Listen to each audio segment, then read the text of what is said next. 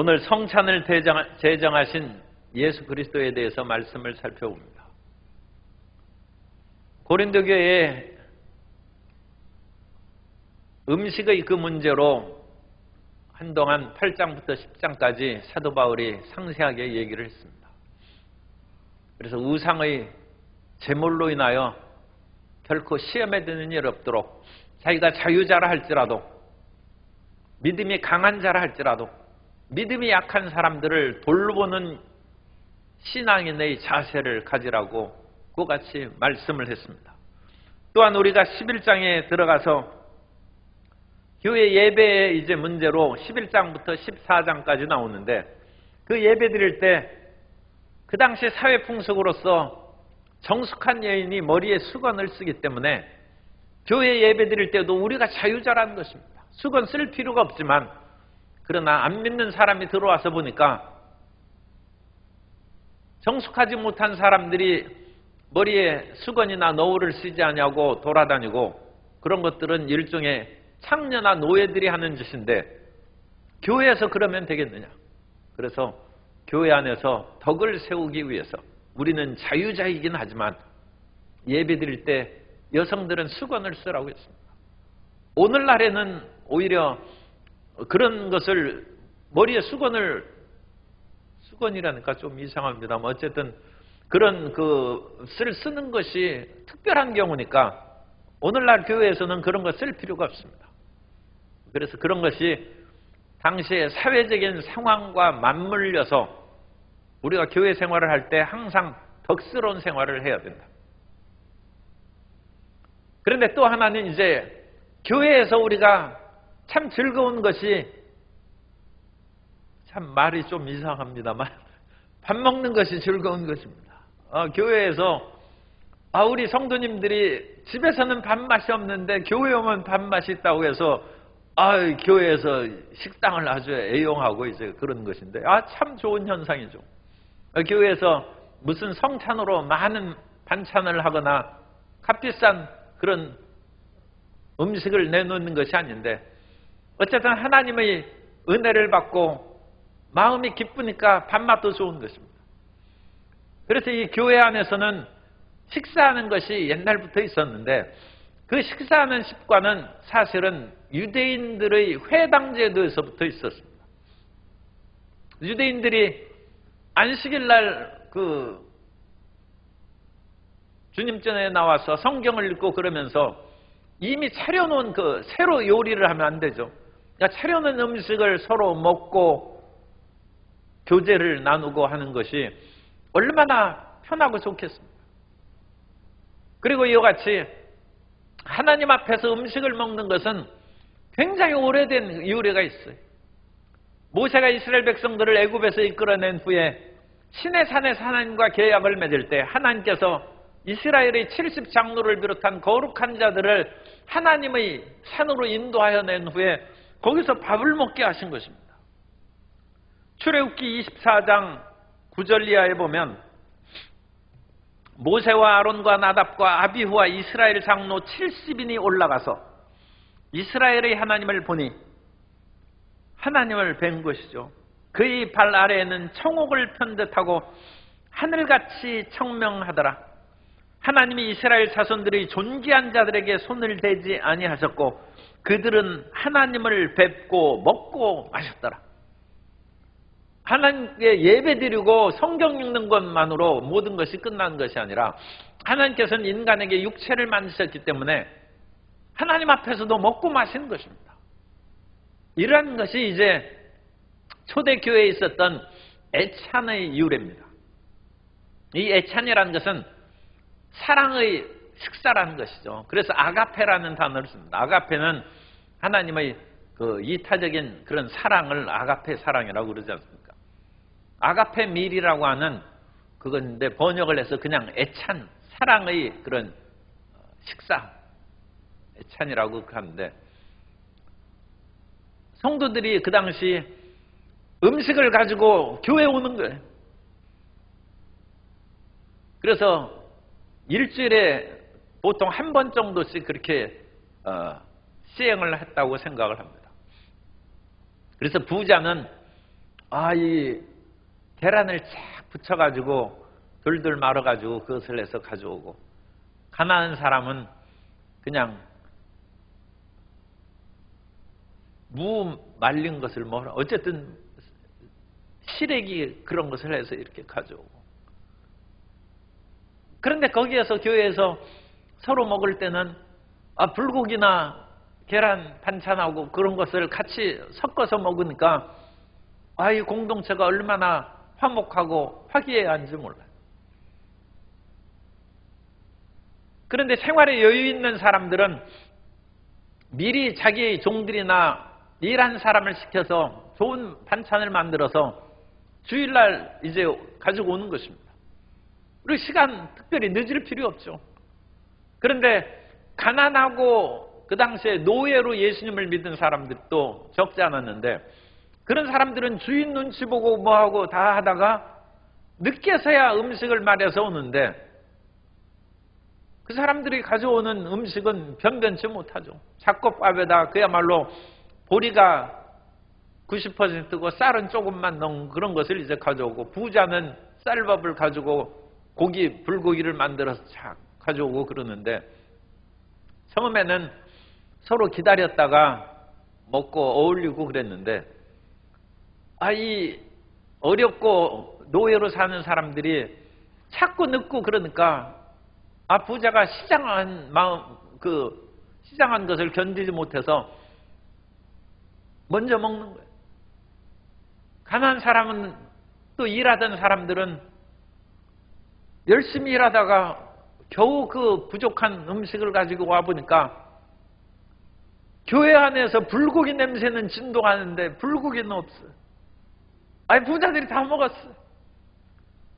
그리고 부자들이 좋은 포도주를 가져와서, 그 당시에 그건 음식이니까, 불고기하고 포도주를 먹으니까 그 사람들이 또 먹고 너무 먹어가지고 취한 사람도 있어요. 가난한 사람들이 보니까 그러지 않아도 어렵고 힘든 그 삶 가운데 마음이 슬픈데, 교회까지 와서 이런 일을 당하니까 너무 마음이 괴롭고 슬프다. 그런 일이 이제 사도 바울의 귀에 들린 거예요. 그래서 사도 바울이 교회 안에서 모일 때 너희가 서로 유익한 모임이 되지 못하고 서로 파당이 생기고 서로 간에 갈등이 생기니까 이게 어찌된 일이냐, 그러면서 본격적으로 상세히 얘기합니다. 그런즉 너희가 함께 모여서 주의 만찬을 먹을 수 없나니. 그래서 여기서 주의 만찬이죠. 여기 성찬입니다. 그런데 자기들이 먹는 애찬과 성찬이 이 당시에는 함께 있었어요. 그러니까 음식을 가져와서 그것을 먹고 제일 뒤에 그 음식을 주의 종이 축사함으로써 주님께서 잡히시던 밤에 이 우리에게 위대한 언약의 새로운 제정을 하셨다. 그래서 자기의 몸을 떼어서 우리에게 떡으로 주시고 그 피로써 잔을 주시고 우리에게 새 언약을 체결하셨다. 이제 그 의식을 행하는 것입니다. 그래서 애찬과 나중에 교회의 그런 예식인 성찬이 곁들여져 있었는데, 나중에 성찬의 예식을 할 그 분위기가 안 되는 거예요. 서로 간에 음식을 먹고 마음껏 즐기다가 이 사람들이 배가 부르니까 포만해가지고 별로 경건성도 떨어지고, 가난한 사람은 또 와보니까 불고기 냄새만 났지 불고기는 없지. 마음에 시험 들어가지고 성찬을 떼면서 눈물을 흘리고 이게 그러니까 모습이 좋지 않다. 그래서 너희가 이제는 이런 식으로 애찬을 행하는 것은 내가 너희 행동을 칭찬할 수도 없고 앞으로 그것을 바람직하게 계속할 수 없다는 것을 여기에서 얘기하고 있습니다. 결론적으로 얘기하면 오늘날은 애찬이 사라졌습니다. 우리가 예배 그 중에 서로 떡을 떼면서 먹고 그러다가 성찬을 하는 그런 제도는 없어지고, 우리는 이제 조그만 떡 한 조각하고 작은 잔만 마시는 성찬식만을 수행하죠. 그래서 오늘날에는 애찬이 떨어져 나가고 성찬식만 하고, 그 성찬식도 이제 종교적이고 어떤 면으로는 의식적인 성찬을 하는 것입니다. 가끔 그 성경대로 성찬식을 행하자 해서 떡 한 조금만 준 것이 아니라 맛있는 떡을 그야말로 한 덩어리씩 주던 그런 성찬식을 옛날에 그 어떤 교회에서 행하기도 했어요. 그리고 잔도 좀 큰 거에서 마음껏 마시고. 이게 또 문제가 되네.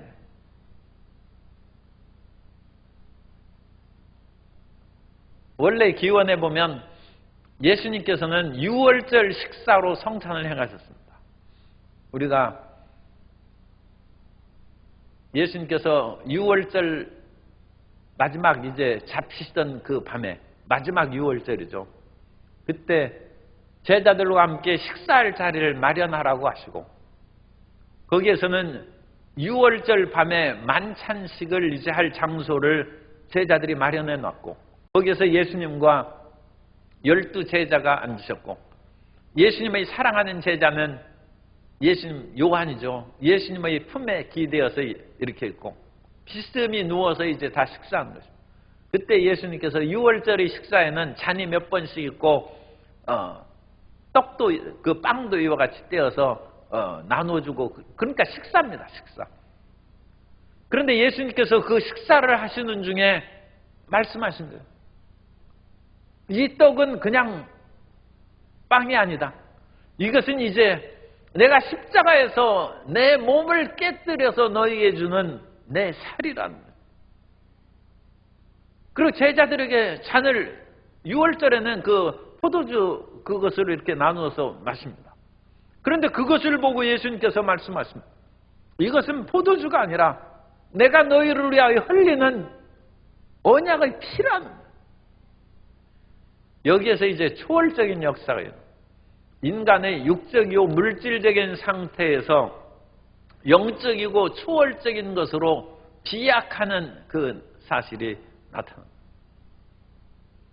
그래서 교회의 예배에 있어서 애찬으로 서로 먹고 즐기고 교제를 나누는 것도 중요하지만, 그것이 오히려 영적이고 초월적인 하나님을 만나는 길에 방해가 된다면 애찬은 중지를 해야죠. 중지를 해야 되고, 우리가 성찬을 통하여 하나님을 만나는 영적 은혜로 들어가야 된다. 그래서 사도 바울은 이 성찬을 얘기할 때 23절에 내가 너희에게 전한 것은 주께 받은 것이니 곧 주 예수께서 잡히던 밤에 떡을 가시사 축사하시고 떼어 말씀하셨다. 그러면 이와 같은 그런 성찬 예식을 사도 바울이 예수님 살아계실 때는 몰랐습니다. 예수님께서 이 지상에 육체로 계실 때는 사도 바울은 예수님을 안 믿은 사람이고, 더군다나 이 마지막 유월절의 만찬에 대해서 사도 바울이 경험했을 까닭이 없습니다. 그런데 사도 바울은 이 마지막 12제자들이 아는 그 사실을 12제자들을 통해서 들은 것이 아니라는 것입니다. 여기에서 사도 바울이 얘기하는 성찬은 영적인 거예요. 그러니까 유대의 전통적으로 나오는 애찬 성격의 성찬이 아니고, 예수님의 제자들은 아마 옛날을 기억하면서 이것은 우리가 전통적으로 유월절 식사할 때 예수님께서 그런 말씀을 하셨다 함으로써 유월절의 그런 전통적인 식사를 더 기억할 수 있어요. 그리고 예수님께서 세우신 이 떡과 잔은 나의 살과 피라는, 그것이 이제 영적이고 그것이 진리인데, 그건 영원한 진리죠. 그것에 대해서는 예수님께서 이런 비유로 하셨다, 그렇게 생각했을지 몰라요. 그런데 사도 바울은 예수님과 함께 육적인 유월절 식사를 한 적이 없어요. 그러므로 이 사도 바울이 지금 전하는 것은 영적인 식사에 대해서요. 이 성찬은 단순한 식사가 아니라 하나님께서 세우신 위대한 예식이요 우리의 구원의 길이랍니다. 얼마 전에 우리 교회에서 김장을 했습니다만, 배추를 담그는 것은 그건 그냥 완전 물질적인 것이죠. 그래서 배추가 그냥 있으면 시들어버리고 썩어버립니다.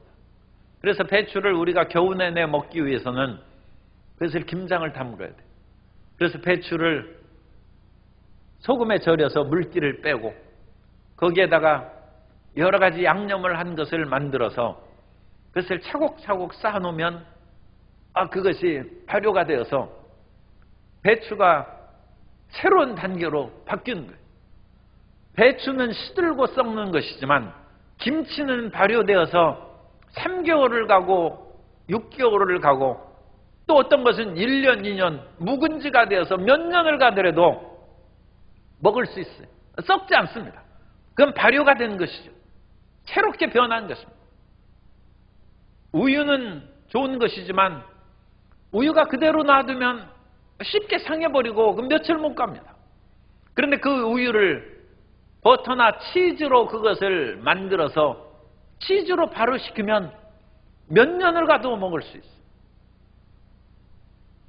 그런 것은 시간적인 것이니까 포도주 같은 것은 포도를 먹고 포도즙을 만들면 이것은 금방 상해버리고 식초로 썩어버립니다.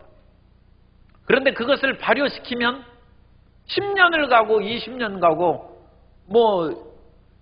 그런 뉴스나 광고에 보면 100년, 200년을 가는 그런 포도주가 오래 갈수록 아주 그것은 또 비싼 값으로 그렇게 팔립니다.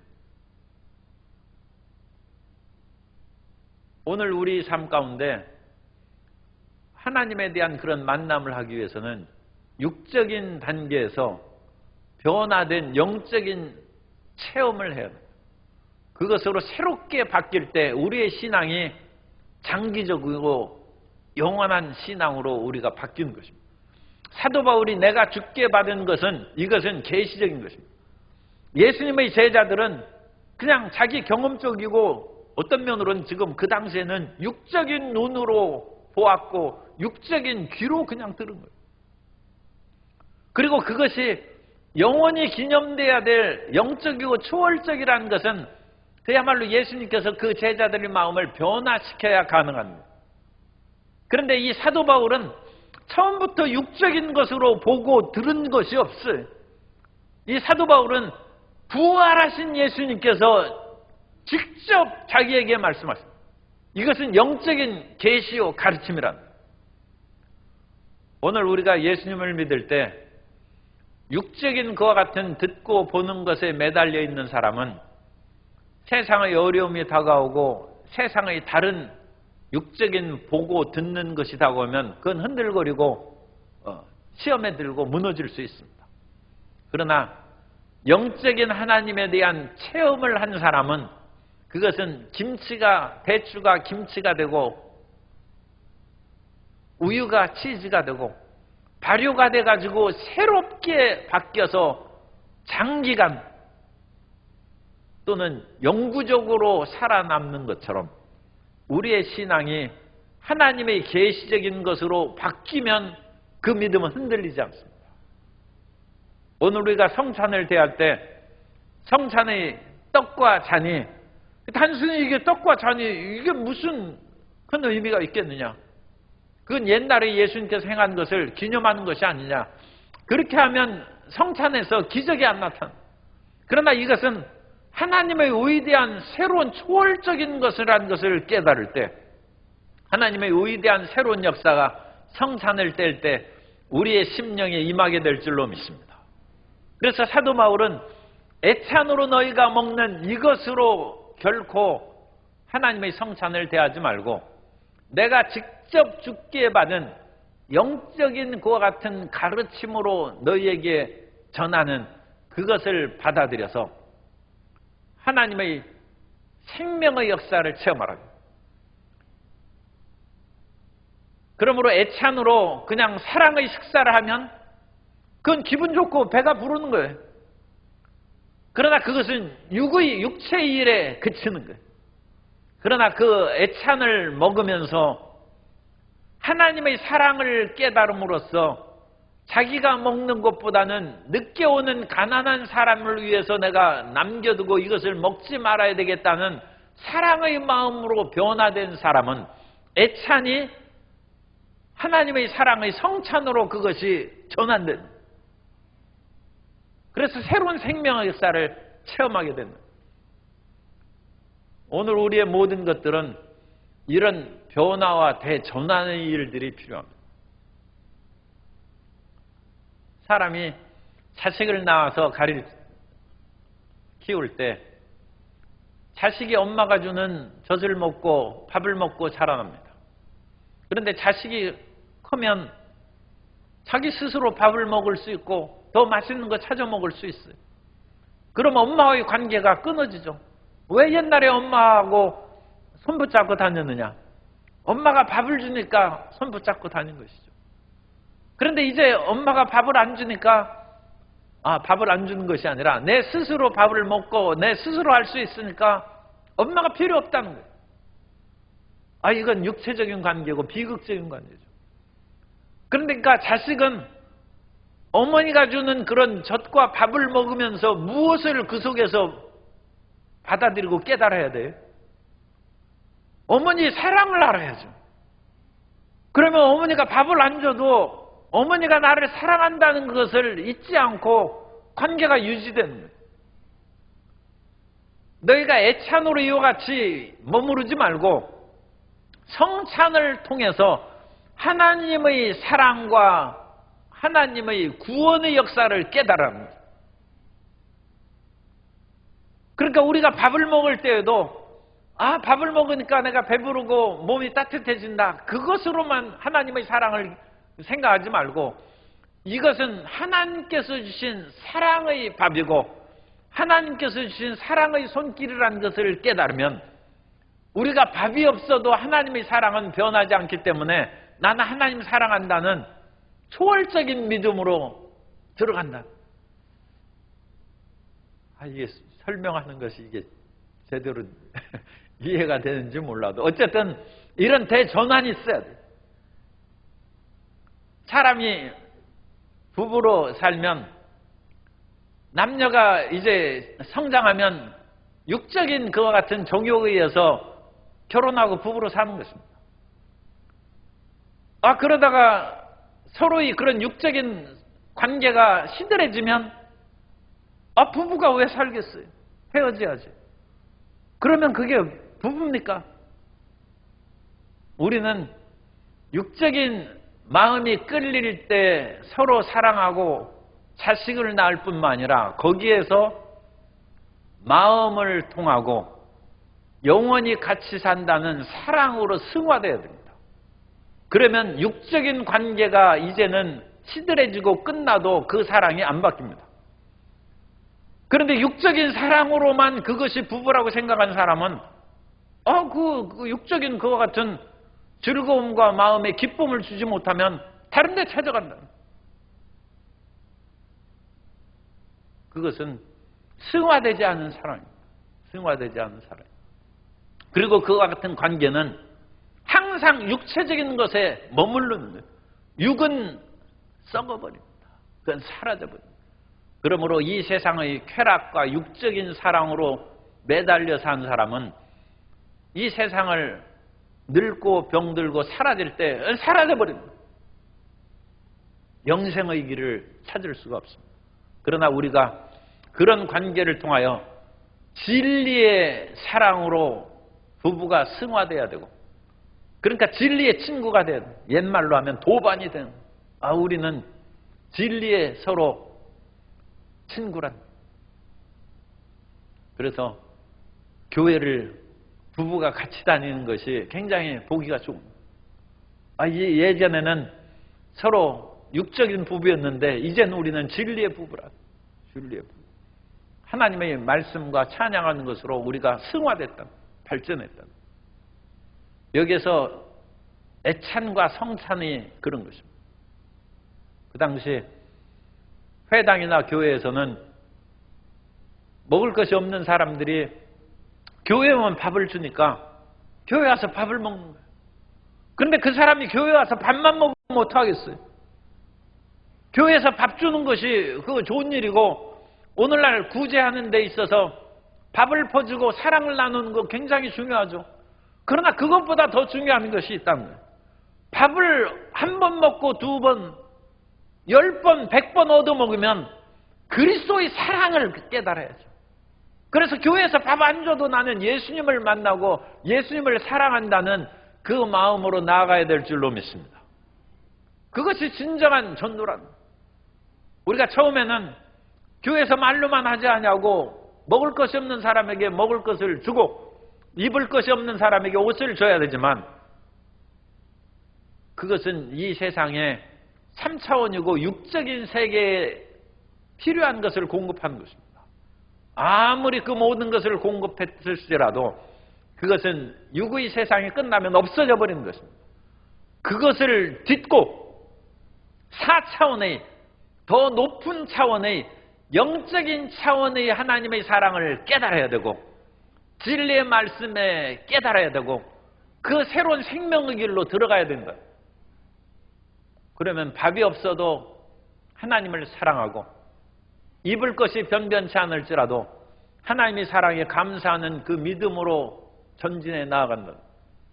대전환이 있어야죠. 교회에서 우리가 실질적인 구제와 자선을 많이 해야 됨에도 불구하고 그것이 본질은 아닙니다. 본질은 하나님의 사랑을 체험하는 것이고 믿음을 갖는 것이고 영원한 천국의 소망을 갖는 것입니다. 그 길로 전진해 나아가는 것입니다. 그러므로 떡과 잔을 대하면서 그걸로 배불릴 생각을 하지 말고 너희 고린도 교회에 있는 부자들아 그것을 통하여 이웃사랑과 하나님께서 너희를 위하여 몸을 깨뜨리고 피를 흘린 그 사랑에 들어가라는 것이고 가난한 사람들도 또는 노예로 살던 사람들도 교회에 와서 부자들이 가져온 맛있는 것을 먹는 것으로 인하여 교회 생활을 기뻐하지 말고 그것을 통하여 저 부자가 또는 귀족이 왜 노예인 나에게 이 좋은 음식을 주고 또 나란히 앉아서 예배를 드리는가? 그건 하나님 때문에 그런 것이죠. 그리고 가난하고 노예에 있는 사람도 다른 사람의 교인들이 친절과 나에게 사랑을 베푼 것은 하나님이 계시기 때문이다. 그 사랑을 깨달으라. 우리가 육의 그런 관계를 뚫고 영의 관계로 치솟아오르는 그러면 영생이 있는 것입니다. 육의 관계로 살아서는 사람이 70이요 강건하면 80이라도 그 모든 것은 수고와 슬픔뿐이요 신속히 가니 우리가 날아가 버리고 영롱한 그런 믿음의 보석을 만드는 저와 여러분이 되어야 될 줄로 믿습니다. 누에가 뽕나무에서 그 잎사귀를 먹고 계속 부지런히 그걸 먹는 거예요. 그 누에가 그거 잎사귀를 아무리 먹어도 그 뭐 얼마나 크고 얼마나 강해지겠습니까? 그런데 참 놀라운 것이죠. 그 잎사귀를 계속 먹고 먹다가 이게 누에고치가 되면 날개가 돋아서 하늘을 날아가는 거예요. 대전환이죠. 대전환. 우리가 이 세상에서 주는 하나님의 빵과 하나님의 물질과 하나님께서 주신 권력과 명예를 힘입어서 하늘로 오르는 날개가 돋아오르는 믿음의 사람이 되어야 될 줄로 믿습니다. 이 대전환이 이것이 신앙이고 하나님이 원하시는 것입니다. 그래서 세상의 많은 것들이 이와 같은 대변화가 이루어지는 것들이 배추도 그렇고 우유도 그렇고 누에도 그렇고 수없이 많이 있어요. 우리의 참 인생은 그런 대전환을 통해서 이루어질 줄로 믿습니다. 그래서 우리는 성찬에 이제 떡과 잔을 대할 때 이렇게 작은 거 가지고 어찌 배불리라 그 얘기할 거 없어요. 그것은 1.1핵이라도 없어지지 않는 예수님의 살과 피, 예수님이 하나님의 말씀이고 이 말씀이신 예수님이 그 몸을 부서뜨려서 우리에게 살과 피를 주신 것은 말씀을 우리에게 조금씩 나눠준 거예요. 그런데 그 말씀은 예수님께서 이 천지가 없어져도 나의 말이 1.1핵이라도 없어지지 않고 다 이룬다고 말씀했습니다.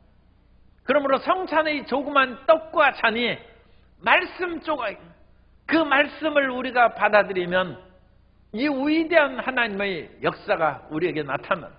그러므로 성찬에 이것을 대할 때 하나님께서 그 생명의 말씀을 나에게 주시고 생명의 능력을 우리에게 부어주신다는 감격과 기쁨으로 성찬을 대하시기를 주님의 이름으로 축복합니다.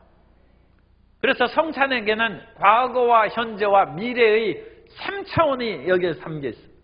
그래서 성찬을 대할 때는 과거적인 차원으로는 예수님께서 이 땅에 오셔서 우리를 구원하시기 위해서 십자가에 못 박여서 몸 깨뜨리고 피를 흘려 주셨다는 거예요.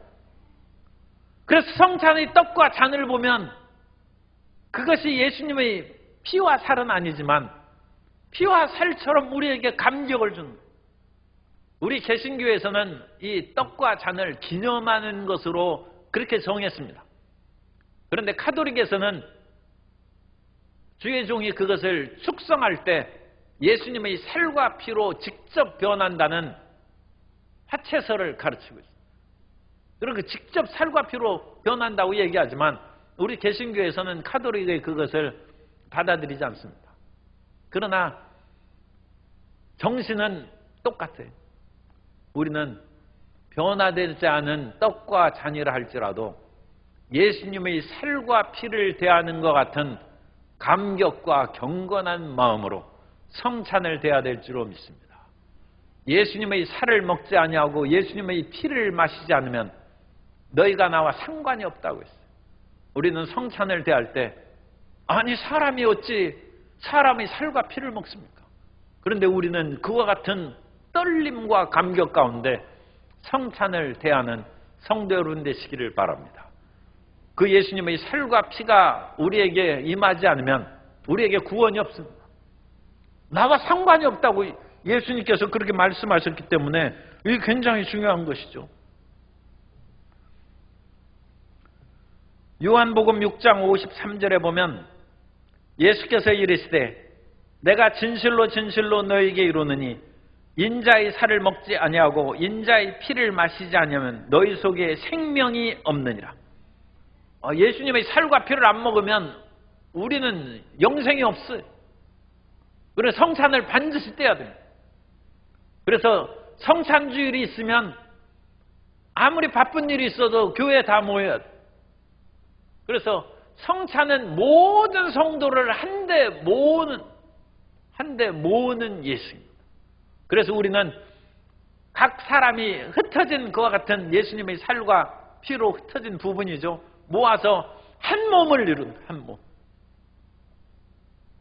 그래서 다른 예배하고는 성찬 예배가 본질적으로 차이가 있습니다. 모든 예배가 하나님을 영화롭게 하고 주님을 찬양하고 경건한 마음으로 드리는 것이지만 특히 성찬 예배는 이와 같이 모든 성도가 하나 되어서 하나님께 영광을 돌리고 뿐만 아니라 예수님의 깨어진 몸과 흘리신 피를 주심으로 우리에게 영생, 생명을 주시는 축복의 예배라는 것을 기억하시기 바랍니다. 이거 성찬의 과거적인 측면. 그래서 성찬의 두 번째 현재적인 측면은 성찬을 대할 때 이 예수님의 피와 살을 대하니까 우리가 좀 준비해야죠. 성찬 예배에 앞서서 그야말로 죄 안 짓고 살아오는 것을 항상 애쓰지만 더욱더 애써야 된다. 더욱더 애써야 된다. 이 다음 주에 하겠습니다만 어쨌든 28절에 보면 고린도전서 11장 28절에 사람이 자기를 살피고 그 후에야 이 떡을 먹고 이 잔을 마실지니 주의 몸을 분별하지 못하고 먹고 마시는 자는 자기의 죄를 먹고 마시는 것이니라. 그러므로 너희 중에 약한 자와 병든 자가 많고 잠자는 자도 적지 아니하니. 이건 참 떨리는 말씀이죠. 성찬 함부로 먹으면 몸이 약해지고 병들고 죽는다는 것입니다. 왜냐하면 예수님의 살과 피를 대합니다. 이게 보통 일이 아니죠. 성찬을 믿는 사람이 그런 일은 없겠지만 그냥 헛된 마음으로 심지어 어떤 장난스럽게 먹고 그러면 큰일입니다. 그래서 성찬에 자기 자신을 분별하고 지각이 있는 나이부터 성찬을 대하게 해야지, 아무 지각이 없는 그런 아이에게 성찬을 대함으로써 잘못 무슨 빵을 먹는 식으로 생각하고 그러면 큰 문제가 생깁니다. 우리가 침례도 내가 예수님과 함께 십자가에 못 박여 죽고 다시 살아났다는 것을 깨달아 아는 나이에 침례를 주는 것처럼 이 성찬 예식도 그런 나이에 성찬을 떼게 해요. 그래야지 이것이 무슨 신비한, 그런 분은 없지만 무슨 신비한 보약처럼 생각하면 절대 안 돼요. 그러니까 자기를 살피고 먹으라. 만일 자기를 살피지 않고 예수님의 살과 피를 대하면 자기 죄를 먹고 마시는 것이다. 그래서 너희가 약하고 병들고 죽는다는 것이다. 그런데 여기 상당히 심각하게 되었어요. 잠자는 자도 적지 아니하냐. 이게 우리 성경에서 은유적인 표현으로 잠자는다고 표현을 많이 하죠. 이게 죽는 자가 적지 않다는 거예요. 많이 죽었다는 거예요. 많이 죽었다. 성찬이 무슨 묘약, 보약 먹는 것처럼 그거 아니에요. 현재적으로 성찬은 말할 수 없는, 성찬 안 먹으면 안 돼. 성찬은 생명이에요. 예수님의 살과 피를 먹지 않으면 생명이 없다고 했어요. 그런데 성찬을 대할 때는 정말로 자기 자신을 살피고 현재적으로 온전히 회개하고 경건한 마음으로 성찬을 대해야 되고, 세 번째 성찬은 미래적인 측면이 있는데 그것이 26절에 너희가 이 떡을 먹으며 이 잔을 마실 때마다 주의 죽으심을 그가 오실 때까지 전하는 것이니라. 성찬은 우리에게 사명을 준다. 예수님께서 자기 자신을 십자가에 못 박혀 피와 살로 깨뜨리고 흘리셨은즉 이 어마어마한 일을 전하라는. 그럼 성찬을 대할 때마다 우리는 다시금 복음 전파하는 사명에 충만하게 체험받게 되시기를 주님 이름으로 축복합니다. 그러므로 성찬은 과거적으로 우리가 구원받은, 따라서 성찬을 통해 구원받았습니다. 성찬을 경건하게 뗍니다. 이 현재적으로 우리 회개 많이 하고 깨끗하게, 그러니까 한 달에 한 번이니까 성찬 즈음에 오면 죄 지면 안 돼. 아니 우리가 항상 그래야 되지만 죄 지면 안 돼. 그리고 우리가 나이가 들면 들수록 죄 지면 안 돼. 왜 그러느냐? 주님 만날 날이 가까우니까 죄 지면 안 돼. 옛날에는 제가 그런 생각, 이게 시간이 벌써 다 됐네. 옛날에는 그런 생각 안 했는데, 젊을 때는 그렇게 죄 지어도 그냥 회개하고 끝났는데, 이 나이가 들면 들어가면서 보니까 주님을 만날 날이 가까우니까 더 단장하고 더 이쁘게 보이고 영적이죠. 더 깨끗하게 주님 앞에 서야 되겠다. 그런 마음이 자꾸 들더라. 우리는 나이가 들수록 경건해야 돼. 성찬 앞에서도 우리가 경건해야 돼. 한 달에 한 번 오는 성찬을 가볍게 생기지 말고 채색시 단장하듯이 단장하고 와서 성찬을 대하시기를 주님 이름으로 축복합니다. 그리고 성찬은 그리스도 이 위대한 죽으심을 오실 때까지 전파하는 사명이에요. 우리에게는 사명이 있어요. 명예퇴직하고 정년퇴직했다고 하나도 낙심할까 하다. 그것은 세상 먹고 살기 위해서 직업 가진 것이고, 우리는 죽을 때까지 예수님의 죽으심을 전파하는 사명자인 것을 잊지 않게 되시기를 주님 이름으로 축복합니다. 따라서 나는 복음 전파의 사명이 있습니다.